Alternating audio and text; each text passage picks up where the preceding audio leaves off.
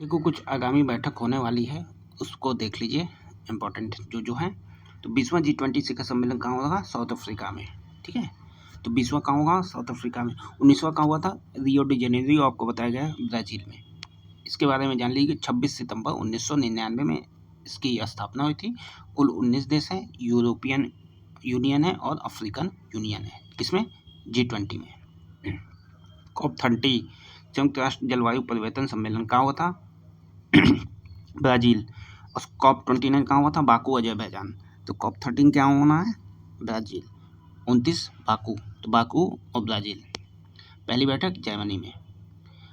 25वां SCO शिखर सम्मेलन कहाँ होना है? चीन में। 24वां कहाँ हुआ था? कजाकिस्तान। ठीक। 52वां G7 सम्मेलन फ्रांस। 51वां कहाँ हुआ था? कनाडा। 48वां और 49वां संयुक्त रूप से कहाँ पे होगा? मनीला। ठीक है। 46-47 का होता मलेशिया। 36वां नाटो शिखर सम्मेलन अंकारा, तुर्की है। 20वां नेम शिखर सम्मेलन उज्बेकिस्तान। 28वां एंटीगुआ। 18वां ब्रिक्स सम्मेलन 2026, ये इंपॉर्टेंट है। देखिए 18वां ब्रिक्स शिखर सम्मेलन कहाँ होना है? भारत में होना है। कौन सा? 18वां। कब? 2026 में। ठीक है। 17वां कहाँ हुआ था? ब्राज़ील में होता। अब कहाँ होगा? भारत में होगा। 26 में भारत। WTO मंत्री स्तरीय सम्मेलन कैमरून। ठीक है। कुछ चीज़ें यहाँ पे बची हुई थी, वो आप लोग देख लीजिए जो इंटरनेशनल सम्मेलन हुए हैं। तो 55वां अंतर्राष्ट्रीय फिल्म महोत्सव कहाँ होना है? गोवा में हो चुका है। नवंबर 24 में।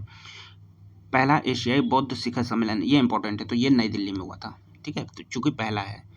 7वां अंतर्राष्ट्रीय सौर गठबंधन तो नई दिल्ली में। 16वां ब्रिक्स आपको कजान रूस बता दिया गया है। संयुक्त राष्ट्र जैव विविधता सम्मेलन कैली। ठीक है। SCO के शासनाध्यक्षों की बैठक जो है ये इस्लामाबाद पाकिस्तान में हुई है। ठीक है, अलग है थोड़ा सा, तो याद रखिएगा। इस्लामाबाद पाकिस्तान में जल्दी कोई बैठक नहीं होती। तो SCO की शासनाध्यक्षों की बैठक इस्लामाबाद पाकिस्तान।